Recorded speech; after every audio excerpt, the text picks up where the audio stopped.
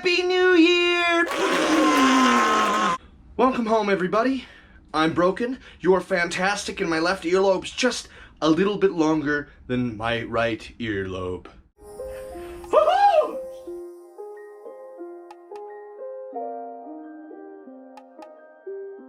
I wanted to make an advanced guide for new owners of the Nintendo Switch. A new year means new games, but also, with new games, come new Switch owners. People are going to be buying the Nintendo Switch for Animal Crossing. People are going to be buying the Nintendo Switch for Metroid Prime if they haven't already. These games are going to get consoles out the door. And these people aren't just going to play that game. This video is for you guys. If you have a new Nintendo Switch for one of these new games coming out, this is a buying guide for all the games that already exist. Today, we're going to start with all of the must-haves for the Nintendo Switch and some honorable mentions. There are 5 must-have games for the Nintendo Switch and roughly 10 or 11 games that are honorable mentions and I think personally are essential to the Nintendo Switch experience. Keeping that in mind, know that this list isn't going to include any indie games. It's not going to have a lot of third-party games. I think there's maybe 1 or 2 in here.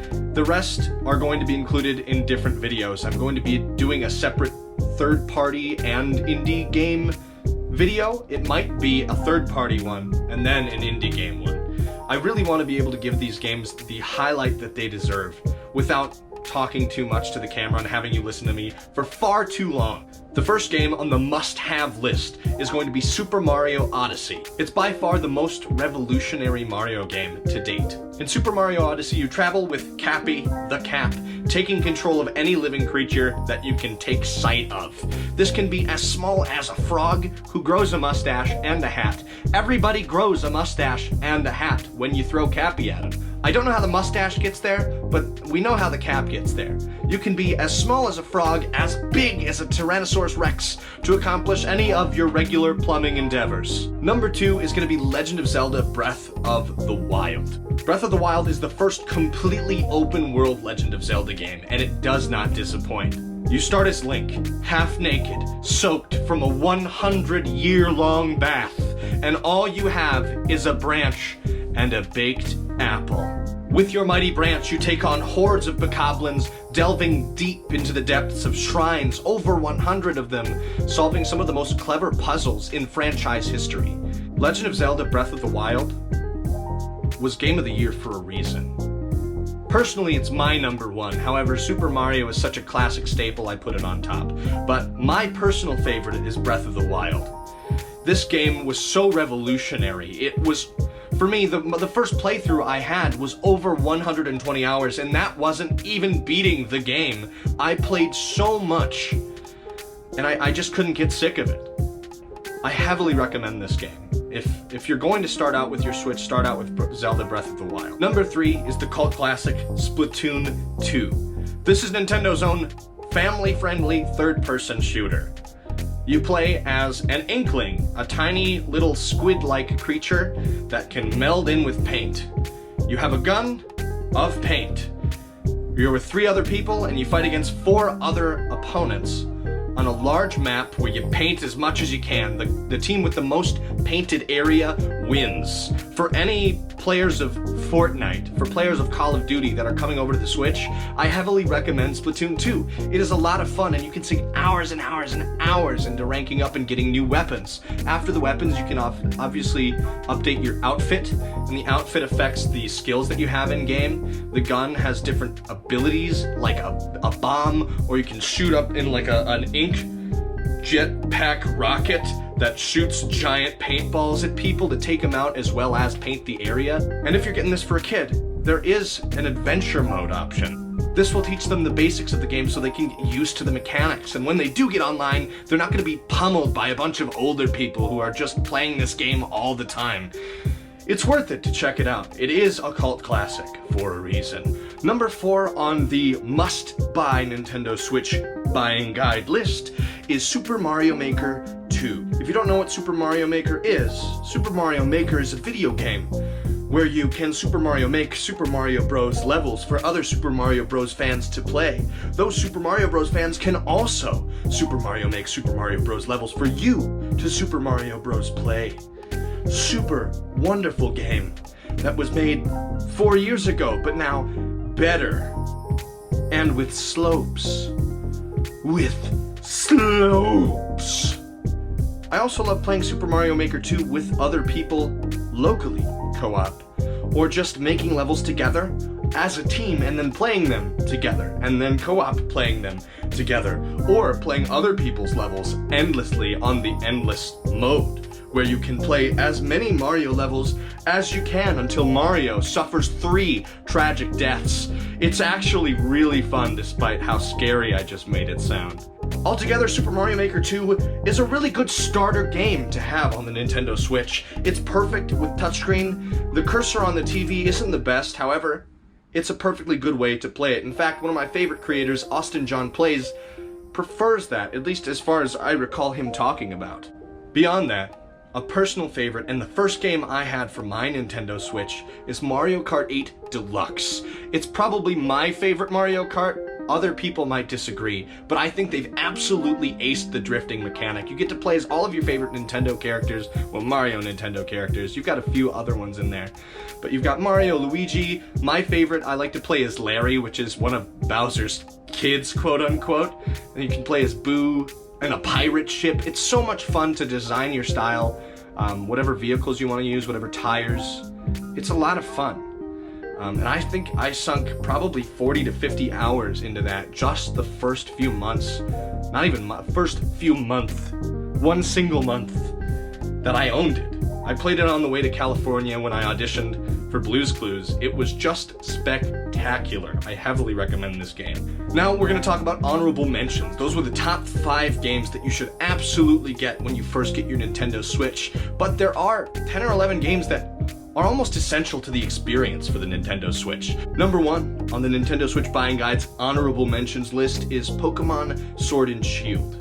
I was a little hesitant to put this on the list considering the controversy it had throughout all of 2019. The truth of the matter is that without its predecessors in mind, Pokemon Sword and Shield is a hearty game with a lot of love in it. Game Freak has never been a polygon designer. They don't design assets well, but the truth of the matter is Pokemon Sword and Shield is a wonderful game. Pokemon Sword and Shield is a westernized or simplified Japanese role-playing game, or JRPG. You play as a young teenager who just received a gift from their best friend's brother, which is a Pokemon. From that day forth, with your mother's consent, of course, you travel across the entire country, battling hundreds of other Pokemon trainers, catching as many Pokemon as you can to fill your Pokédex, which is a Pokemon dictionary, a Pokemon encyclopedia that you create as the Pokemon trainer. You can also have camps and make curry with your Pokemon. They are absolutely adorable in this game. My personal favorite is Morpeko. I also like Dreepy, Dracloak, and Dragapult, but they're all wonderful. The new Pokemon are a lot of fun to see. Despite Pokemon's shortcomings, Pokemon Sword and Shield made this list because it's a fun game, no matter what anyone says. And it deserves a spot on this list. The next game is Super Smash Bros. Ultimate. This game was so heavily anticipated for the Nintendo Switch. We'd been waiting for it after Super Smash Bros. 4, I think it was, on the Wii U, which was good, but Super Smash Bros. Ultimate is exactly what it says it is. It's the ultimate Super Smash Bros. It's got a huge roster of characters. I think there's like, what, 70 characters, do you think? Yeah. 70 characters? You could play as your favorite characters like Banjo-Kazooie, Mario, the hero from Dragon Quest XI, or any of the other ones. Basically, they've got like 5 different Echo-type characters. You can play as Samus, even Solid Snake from Metal Gear. It's even better because it has an extensive adventure mode where you play as Kirby fighting to get his gaming buddies back. It's a lot of fun, and I heavily recommend it for young kids just getting started in gaming because it's a very simple, easy game to get used to, and then if they're playing it for long enough, maybe they get competitive, win a few tournaments, make some money, who knows. Next is Super Mario Party. probably the worst of the Mario Party games, it is still a solid board game, family-friendly game on the Nintendo Switch. While it's gonna tear your friends and family apart, there's so many fun minigames to play, and there is a cooperative mode where you're going down the river rapids on a raft, and you have to run into specific balloons so that you can go a little bit longer, and then you have to do a minigame every time you hit a balloon. It is so much fun, and I don't think I've ever had more fun than doing the co-op ones. And then the dance-off games, whew, don't get me started. There's a lot of fun in Super Mario Party, and I heavily recommend that game. Woohoo! Alright. Luigi's Mansion. Obviously, Luigi's Mansion 3 is the third installment in the series of Luigi's Mansion. It is very similar to its predecessors. Along with your ghostly pupper boy, you play as a ghost hunter, sucking ghosts into your Ghostbuster vacuum. You are attempting to save your plumber brother, your plumber brother's wife, and your plumber's brother's wife's fungus slave. Altogether, the game is worth it. It's a lot of fun, it's got a lot of heart, and deserves a place on this list. Another personal favorite and huge classic in my eyes is Mario and Sonic at the Olympic Games. Mario and Sonic have had the Olympic Games many places. This year, Tokyo. If a bunch of minigames with Mario, Sonic, and their friends doesn't appease you right away, here's a clip of Dr. Eggman skateboarding. I think I've said enough. My personal game of the year 2019 is Fire Emblem Three Houses. Fire Emblem Three Houses has so much gameplay and so much lore and story just jam-packed into this game. There is 4 different routes you can take, so 4 completely different experiences as you play the game.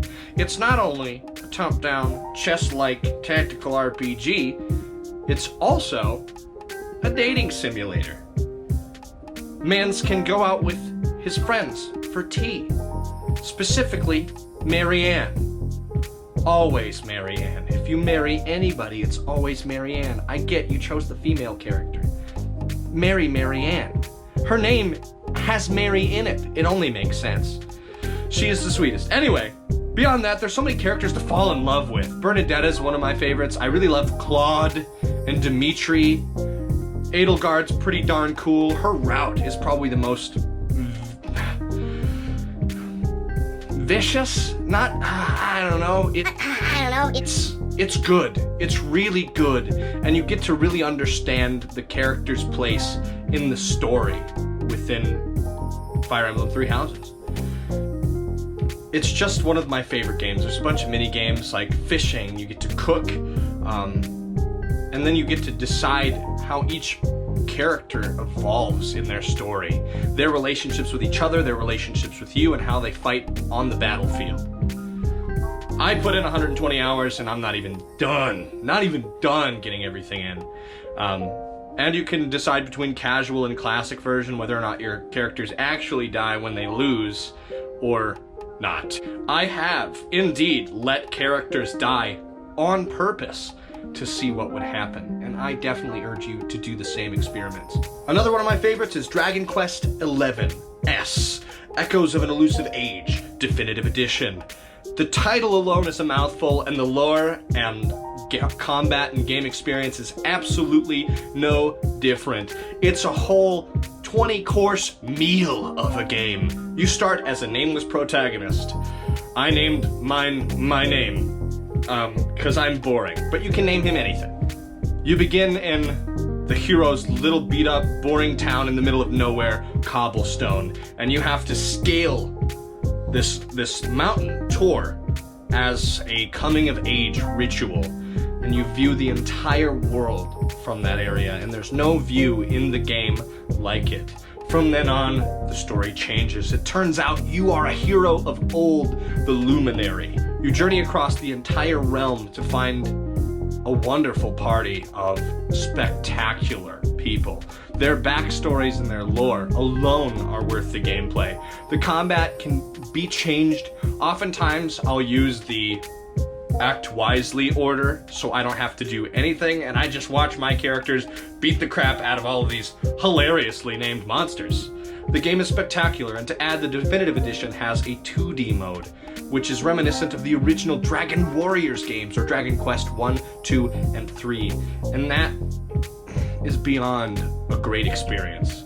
It reminds me of when I was like 7 playing Dragon Ball Z Boo's Fury on my Game Boy. That's besides the point. I heavily urge you to give Dragon Quest XI a try.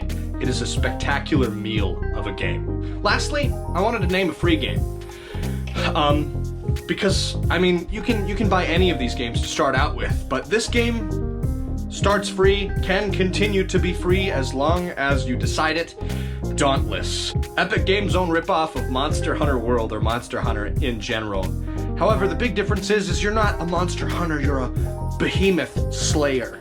You start out in another Name This Gate area, kind of like Monster Hunter World Estera, and you are a slayer. You take down your first behemoth, and you continue doing so with a group of 3 other people.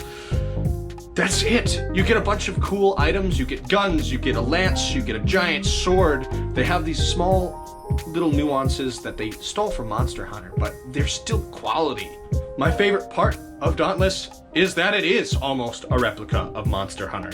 It doesn't have the same fun tools that you can use, because in Monster Hunter you have just a stack of tools. In this game you get grenades and potions and other such things like that. You do gather and craft. It's a lot of fun. You can crossplay with any console. Dauntless is on PC, Xbox One, PS4, and now Nintendo Switch. So if you can't afford to pick up any of the games that I've mentioned in this video, pick up Dauntless. It is so worth it. There are hours and hours and hours of gameplay. If you enjoyed this video, comment, talk to me about the games that you wish were on this list and think should be on this list. I know I'm gonna hear Astral Chain. I'm gonna be honest, didn't get to play it. Didn't get to play it and it hurts me so much. But hopefully I'll get to play it soon in the future. Thank you for sticking around. If you think I'm ugly, give this video a like. If you don't think I'm ugly or think I'm pretty, give this video a like. If you do so, go to the comments below and let me know why you liked it, because either way you're gonna like it, right? Right? If you don't mind, give me a subscribe. I will be coming out with a third-party buying guide and an indie buying guide for the Nintendo Switch, because I think it's very important that we talk about those. It is a port beast, and it is an indie beast. It's where those games thrive, especially since it's so portable, and it sounds like it's pretty easy to develop for. Stick around with me for that. Farewell, my sweets. If you stayed through this whole video, I do have a Patreon at patreon.com/GarrettGessel, where I put up vlogs as often as I can. Go ahead and check it out when you got the chance.